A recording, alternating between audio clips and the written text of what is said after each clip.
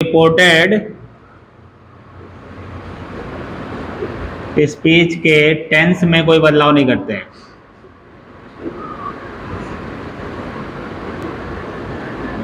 कोई बदलाव नहीं करते हैं, ध्यान देना थोड़ा सा।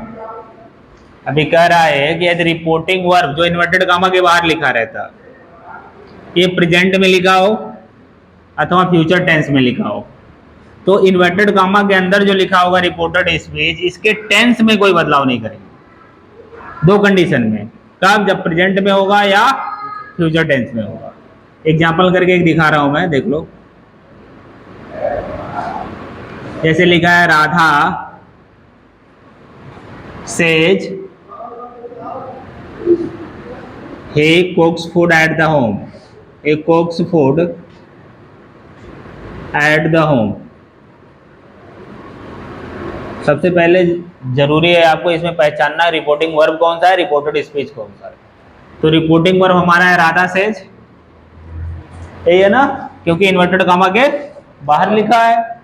और he cooks food at the home, inverted comma के अंदर है, रिपोर्टेड स्पीच है। ये कौन से टेंस में है?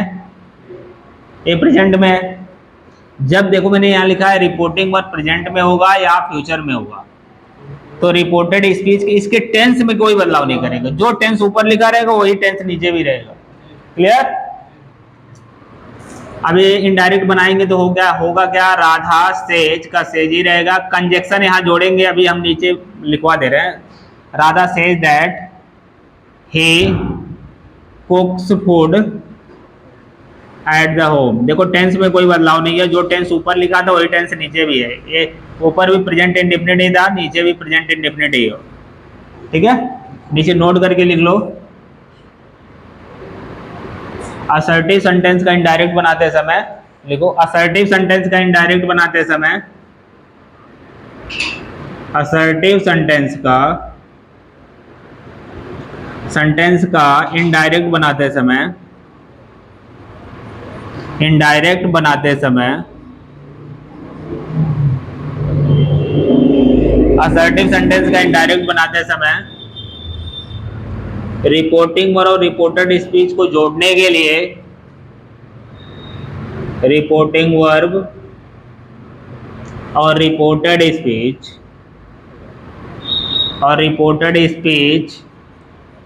को जोड़ने के लिए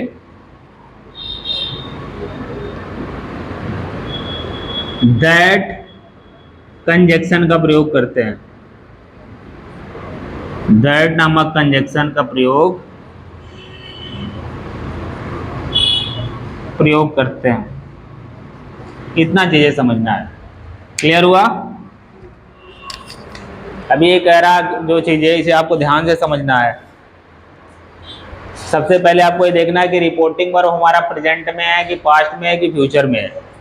अगर हमारा प्रेजेंट में या फ्यूचर में है तो इसके टेंस में कोई बदलाव नहीं करना है, इन दोनों को आपस में जोड़ देना है, कामा इन्वर्टेड कामा को हटा देना है, इसके जगह पे एक कंजक्शन लगाना है, उस कंजक्शन का नाम होगा दैट। क्लियर? समझ में आ रहा ना? ये दैट कंजक्शन किसके लिए लगेगा? केवल असर्टिव सेंटेंस के लिए। जब रिपोर्टेड स्पीच में कौन सा सेंटेंस लिखा होगा?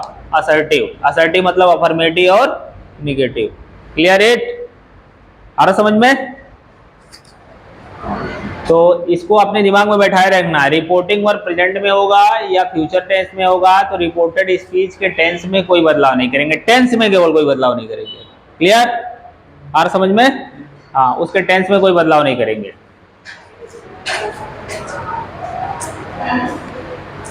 लेकिन प्रोनाउन में बदलाव हमेशा करते हैं। आ रहा समझ में? रिपोर्टेड स्पीच का प्रोनाउन अगर आएगा तो उसमें बदलाव हमेशा होगा। अब कैसे कैसे बदलाव होगा वो भी बता दे रहा हूं। एक इसमें कोई दिक्कत नहीं है ना? चलिए अभी इसमें एक चीज और बताना है आपको। लिख लियो पूरा। देखो रिपोर्टिंग वर्ब में अगर से या सेड के बाद अगर टू लिखा हो तो इनडायरेक्ट बनाते से उसमें बदलाव कर देते हैं। कैसे? रिपोर्टिंग वर्ब अगर लिख लो, अगर रिपोर्टिंग वर्ब में से या सेड के बाद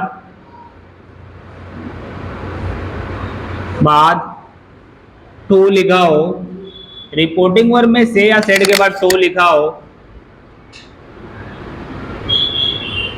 तो इनडायरेक्ट बनाते समय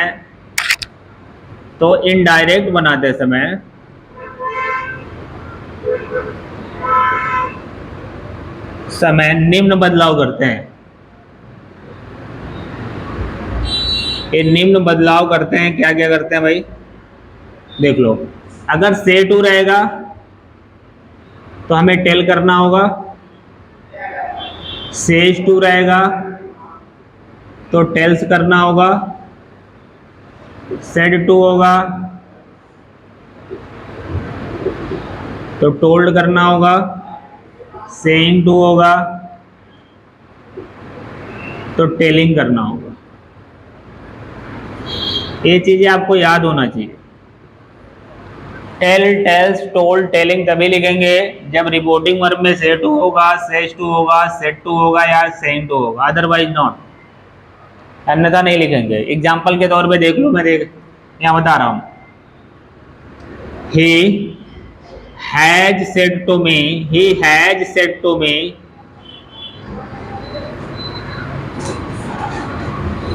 Ram will help you, Ram will help Shyam, Ram will help Shyam.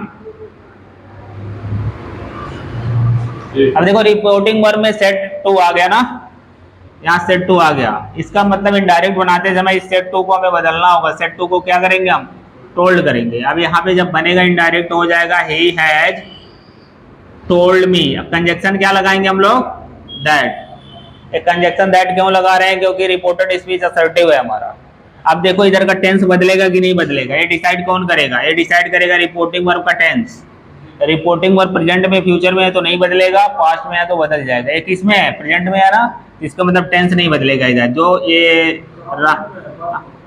कौन सा प्रेजेंट में हैज लगा, दिख नहीं रहा, हैज लगा के थर्ड फॉर्म लगा तो प्रेजेंट परफेक्ट हुआ ना। प्रेजेंट का कोई भी पार्ट हो, या तो प्रेजेंट इंडेफिनिट हो, प्रेजेंट कॉन्टिन्यूअस हो, प्रेजेंट परफेक्ट हो, प्रेजेंट परफेक्ट कॉन्टिन्यूअस, कोई भी टेंस में रहेगा तो इधर का टेंस नहीं बदलेगा, तो उसे प्रेजेंट ही कहा जाएगा।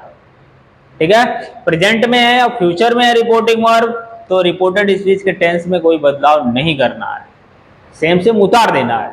ठीक है, अब इसको ऐसे उतारने, राम विल हेल्प श्याम हो जाएगा, राम का राम ही होगा, विल का विल ही रहेगा, हेल्प का हेल्प ही रहेगा, श्याम का श्याम होगा। क्लियर हुआ, इसमें कोई दिक्कत? अगर से के बाद टू नहीं आता है तो आपको नहीं करना, जैसे लिखा है you will say comma inverted comma, you will say Rekha is going to picnic,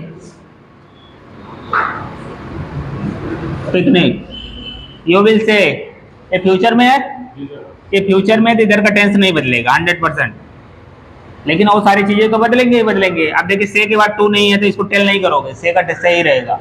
अगर से के बाद टू रहता तो हम टेल कर लेते। It's clear. अब इनडायरेक्ट बनेगा तो क्या होगा, you will say conjunction that, Rekha का रेखा ही रहेगा, रेखा इज गोइंग का इज गोइंग ही रहेगा, क्योंकि इधर फ्यूचर में, इधर कोई टेंस में बदलाव नहीं का, इज गोइंग टू पिकनिक, इसमें कोई दिक्कत? चलो इतना क्लियर हो गया ना। ये टेंस रिपोर्टिंग वर्ब प्रेजेंट में फ्यूचर में हो तो उधर का टेंस नहीं बदलता है। रिपोर्टिंग वर्ब में say to, said to, says to, saying to रहेगा तो ऐसे बदल देना है।